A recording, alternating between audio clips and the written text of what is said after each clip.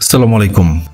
কি অদ্ভুত এক সময় পার করছি আমরা, যখন দেশের সর্বোচ্চ পদে থাকা মানুষরা সামান্য সর্দি কাশির জন্য বিদেশে উড়াল দেন, তখন একজন শীর্ষ রাজনৈতিক নেতা নিজের জীবনের ঝুঁকি নিয়ে দেশের চিকিৎসা ব্যবস্থার উপর আস্থা রাখলেন। তিনি হলেন বাংলাদেশ জামায়াতে ইসলামের আমির, পেশায় একজন চিকিৎসক ডক্টর শফিকুর রহমান। বাইপাস সার্জারির মতো জটিল এবং সংবেদনশীল একটি অপারেশন তিনি করালেন নিজের দেশেই। তার এই সাহসী পদক্ষেপ পুরো জাতিকে এক নতুন বার্তা দিয়েছে।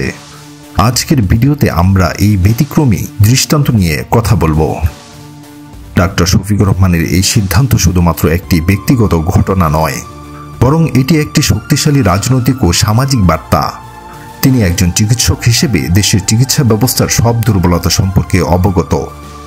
শুধু তাই নয়, বিদেশে গিয়ে চিকিৎসা করানোর মতো আর্থিক সামর্থ্য তার ছিল। এরপরেও তিনি নিজের দেশের উপর আস্থা রেখেছেন। এটি আমাদের দেশের রাজনীতির জন্য এক অনন্য দৃষ্টান্ত।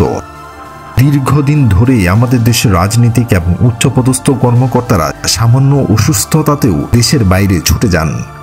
এর ফলে দেশের চিকিৎসা ব্যবস্থার প্রতি সাধারণ মানুষের আস্থা কমছে। দেশের হাসপাতালগুলো ভালো মানের চিকিৎসা দিতে সক্ষম হওয়া সত্ত্বেও এই ধরনের মানসিকতা একটি নেতিবাচক উদাহরণ তৈরি করে। কিন্তু ডক্টর শফিকুর রহমানের এই পদক্ষেপ যেন সেই চিরায়ত ধারণাকে ভেঙে দিয়েছে। তিনি দেখিয়েছেন আমাদের দেশেই বিশ্বমানের চিকিৎসা পাওয়া সম্ভব। বিশ্বের অনেক দেশে রাষ্ট্রপ্রধানরা দেশের বাইরে চিকিৎসা নিতে যান না। এর অন্যতম সেরা উদাহরণ আধুনিক মালয়েশিয়ার স্থপতি ডক্টর মাহাথির মোহাম্মদ। ক্ষমতায় থাকাকালীন তিনি সবসময় নিজ দেশেই চিকিৎসা করিয়েছেন। তার এই দৃঢ় অবস্থান মালয়েশিয়ার চিকিৎসা ব্যবস্থাকে বিশ্বমানের করে তুলেছে। একইভাবে কিউবার বিপ্লবী নেতা ফিডেল ক্যাস্ট্রো কিংবা রাশিয়ার প্রেসিডেন্ট ভ্লাদিমির পুতিনও নিজেদের দেশেই সর্বোচ্চ চিকিৎসা সেবা নিয়েছেন। যখন কোনো দেশের নেতৃত্ব তাদের নিজেদের চিকিৎসকদের উপর আস্থা রাখে, তখন সেই দেশের স্বাস্থ্য খাত দ্রুত উন্নত হয়। কারণ তখন তারা নিজেদের দেশের স্বাস্থ্য ব্যবস্থা উন্নত করার জন্য আন্তরিকভাবে কাজ করে। ডক্টর শফিকুর রহমানের এই দৃষ্টান্ত একটি নতুন বিতর্কের জন্ম দিয়েছে। দেশের সব রাজনীতিবিদদের জন্য চিকিৎসা এবং শিক্ষা কেন বাধ্যতামূলকভাবে নিজ দেশে হবে না? যদি এমন একটি আইন করা যায়, তাহলে চিকিৎসা ও শিক্ষা খাতে রাতারাতি বৈপ্লবিক পরিবর্তন আসবে। উচ্চ পদস্থ কর্মকর্তারা যখন নিজেদের এবং তাদের পরিবারের সদস্যদের জন্য দেশি উন্নত মানের চিকিৎসা ও শিক্ষা নিশ্চিত করতে বাধ্য হবেন, তখন এই খাতগুলোতে বিনিয়োগ, গবেষণা এবং অবকাঠামোগত মান বৃদ্ধি পাবে।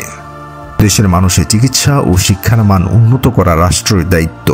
আর সেই দায়িত্ব পালনের জন্য নেতৃত্বকে প্রথমে নিজেদের বিশ্বাস স্থাপন করতে হবে। ডক্টর শফিকুর রহমানের এই পদক্ষেপ আমাদের সেই পথেই ইঙ্গিত দিচ্ছে। তিনি প্রমাণ করেছেন যে দেশের প্রতি ভালোবাসা শুধু মুখে বললেই হয় না, বরং কর্মে তার প্রতিফলন ঘটাতে হয়। তো দর্শক, ডক্টর শফিকুর রহমানের এই দৃষ্টান্ত নিয়ে আপনার মতামত কি? আপনার কি মনে হয় দেশের উচ্চপদস্থ কর্মকর্তাদের দেশের ভিতরেই চিকিৎসা করানো বাধ্যতামূলক করা উচিত? আপনাদের মতামত জানাতে পারেন কমেন্ট বক্সে। ভিডিওটি ভালো লাগলে লাইক করুন, শেয়ার করুন এবং এমন আরও গুরুত্বপূর্ণ বিষয় জানতে দৃষ্টিকোণ চ্যানেলটি সাবস্ক্রাইব করে আমাদের সাথেই থাকুন। ধন্যবাদ।